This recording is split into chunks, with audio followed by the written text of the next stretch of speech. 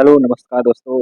स्वागत है आपका हमारा सेकंड वीडियो में। कल हमने बात की थी जैनुद्दीन मोहम्मद बाबर की। तो आज हम बात करते हैं उसी के बेटे नसरुद्दीन हुमायूं, नसरुद्दीन मोहम्मद हुमायूं, जिसका कार्यकाल था 1530 से ये गद्दी पे बैठा और 1540 तक।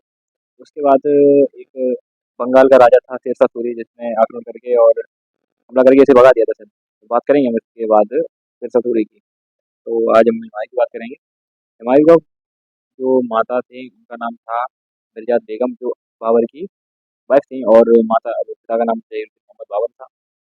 इसने शादी की थी हमीदा बानो बेगम, जो दाल के गुरु मीर मोहम्मद दोस्त उनकी पुत्री थी। तो आगे बात करेंगे इसके बारे में। और इसकी बहन का नाम था गुलबदन बेगम।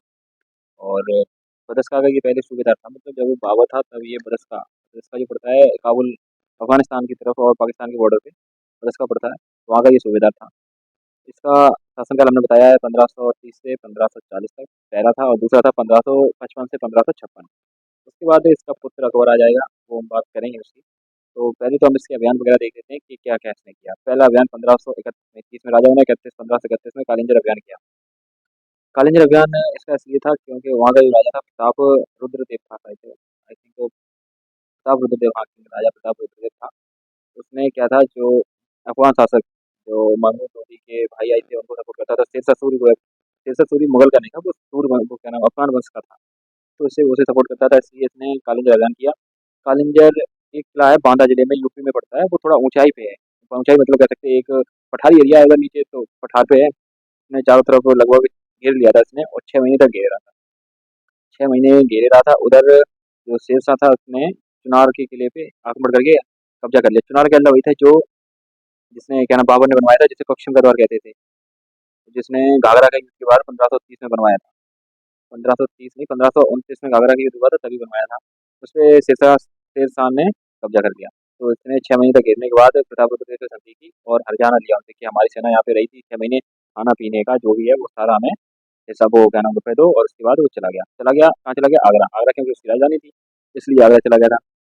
देन 1500 ये 31 के बाद 1532 में दोबारा फिर आया चुनार के किले पे आक्रमण करने।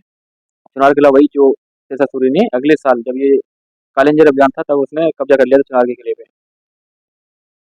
चुनार के किले पे ने आक्रमण किया और लगभग 3 महीने तक ये उसे घेरे रहा। घेरे का मतलब था कि ये भी थोड़ा, अच्छा दीवारें तो बहुत चौड़ी चौड़ी थी। अब मान लो यहाँ से 10 फीट की जगह कोई दीवार है, उसे तुम तोड़ तो पाओगे नहीं एक दिन में। तो वो क्या करता था, घेर लेते थे और गेट वो बंद कर दिया था। अब वो अंदर जब तक उनका राशन पानी खत्म नहीं होगा तभी तो वो बाहर आएंगे। तो शेरशाह था और थोड़ा दिमागदार था। उसने क्या किया, उसने वो निकला 3 महीने बाद। उसने हुमायूं से संधि की, कहा कि मैं तुम्हारी अधीनता स्वीकार करता हूँ। और उसने अपने वेद कुतुब खान उसका बेटा था उसे बंदी बना के ये कहा, ये मेरे मेरे तरफ से ये बंदी है आपके लिए, तो मैं हमेशा आपके लिए वफादार बन के रहूंगा।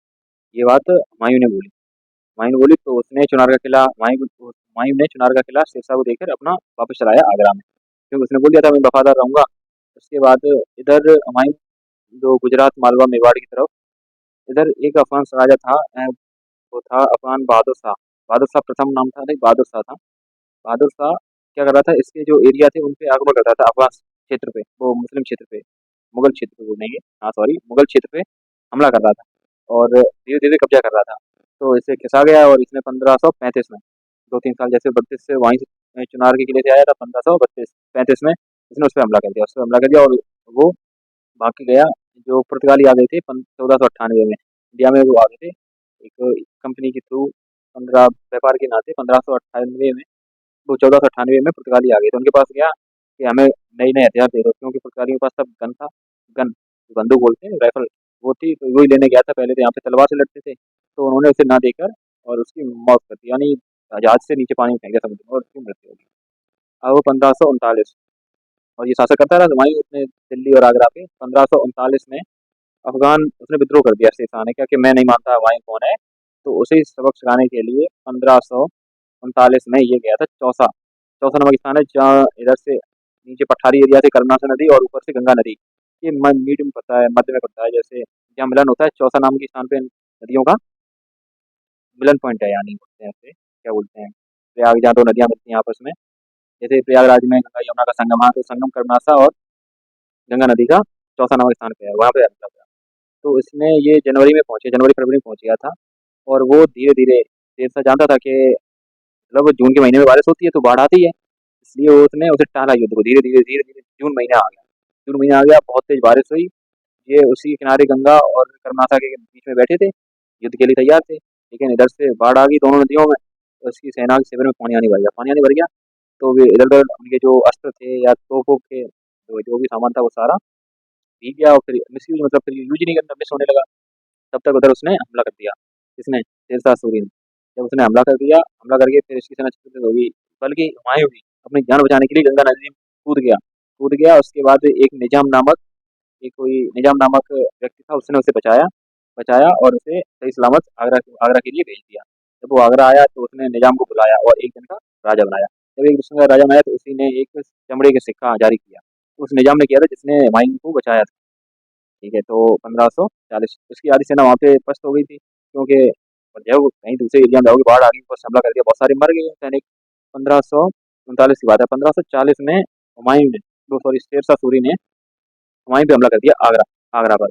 तो वो आ रहा था अपनी सेना लेके, इसे तो पता चल गया हुमायूं को, तो हुमायूं पहुंच गया और उसे रोक लिया कन्नौज। कन्नौज या पहले बिलग्राम नाम था उसका, कन्नौज, उस क्षेत्र में ये युद्ध हुआ। उस क्षेत्र में युद्ध हुआ, उसमें बुरी तरह हुमायूं को हरा दिया शेरशाह ने, क्योंकि ये पहले भी कमजोर हो गए चौथे वाले युद्ध में, 1539 में, और 40 में बहुत बुरी तरह हार गया, और ये भाग गया कहाँ पे, सिंध पाकिस्तान में अमरकोट नामक स्थान पे राजा वीरसाल थे, उनके यहाँ पे शरण लिया के अपनी हमीदा बानो बेगम, अपनी वो क्या नाम, वाइफ को, सबको लेके भाग गया। शेरशाह सूरी राजा बन गया। अब इधर शेरशाह सूरी राजा राजा बन गया। अब हुमायूं चला गया उधर, हुमायूं अपना बनवास इधर उधर अपने मित्र से, अपने भाई के पास गया। 1541 में हिंदाल के गुरु मीर मोहम्मद दोस्त थे, उनकी पुत्री थी अमीना बानो बेगम, जिससे हुमायूं की शादी हुई। और 1541 में अकबर अकबर जिसके बचपन का नाम था जलाल, उनका जन्म हुआ। 1545 में कामरान कामरान जो क्या नाम, बरस्का का काबुल का अधिकारी था, उस अधिकारी का राजा था, उसको हराया उसने। हेल्प की थी सिया सिया ईरान के सिया मुस्लिमों ने इसकी हेल्प की, जबकि ये खुद सुन्नी था और सिया ने इसकी हेल्प की। 1545 में उस पर आक्रमण किया। 1545 में वहाँ पे राजा बन गया, थोड़ी दिन वहाँ पे उसने किया और फिर सेना का नेतृत्व किया। 1555 में इसने सरहिंद की लड़ाई, सरहिंद पड़ता है, सरहिंद की लड़ाई पंजाब पंजाब में सरहिंद है, उसकी युद्ध से शेरशाह सूरी को हरा। शेरशाह सूरी की तब तक तीन राज्य हो गए थे, तीन राजा निकल गए थे। तीन राजा कौन थे, शेरशाह सूरी, इस्लाम शाह और एक और था सिकंदर शाह सूरी। तीन राजा तब तक राज कर गए 1555 में। तो उसने उसे हरा के और दिल्ली पे अपना राज्य बना लिया, राज्य बना लिया। तब 1556, 55 से 56, एक साल तक इसने राज किया था, और 56 में इसकी क्या नाम, सीढ़ियों से, लाइब्रेरी की सीढ़ियों से गिरकर मौत हो गई थी और ये मर गया था। तो अब हम बात करेंगे अगले वीडियो में सिरसा सूरी की। और इसकी कुछ, हाँ, बातें, लेन कून एक राइटर थे जिन्होंने कहा था हमारे जीवन में लटकाता रहा और लटकाते ही उसकी मृत्यु हो गई, यानी मौत हो गई। और एक ऐसे ही मोहम्मद मलिक मोहम्मद जायसी थे, अवधी के विद्वान थे, उन्होंने कहा था हुमायूं और शेरशाह सूरी के समकालीन थे, जिनकी रचनाएं थी पद्मावती और आखिरी कलाम अखरावट। हुमायूंनामा एक इसने खुद लिखी थी, जीवन परिचय तुर्की भाषा पे, और ये ज्योतिषी को बहुत मानता था, ज्योतिष को मानता था, नए नए कपड़े पहनता था डेली, और भगवान की आस्था करता था। इसकी धार्मिक नीति ज़्यादा मतलब सही नॉर्मल था, न्यूट्रल था, ना ज़्यादा कट्टर था। और क्योंकि बात ये है कि ये तत्कालीन राज्य हुमायूं ने और बाबर ने स्थापित किया था मुगल वंश, तो ज़्यादा प्रचार प्रसार करने से कुछ नहीं हो रहा था, इस वजह से इसने ज़्यादा प्रचार प्रसार नहीं किया, ना ज़्यादा कट्टर बना। धार्मिक नीति उसकी बिल्कुल सही थी। और ये 1556 में इसकी मौत हो गई थी। अब 56 में बनेगा अकबर, लेकिन अकबर से पहले हमें 1540 से 1545 और 1555 तक जो सूरवंश आएगा उससे पढ़ना पड़ेगा। कल हम बात करेंगे शेरशाह सूरी की। धन्यवाद, जय हिंद।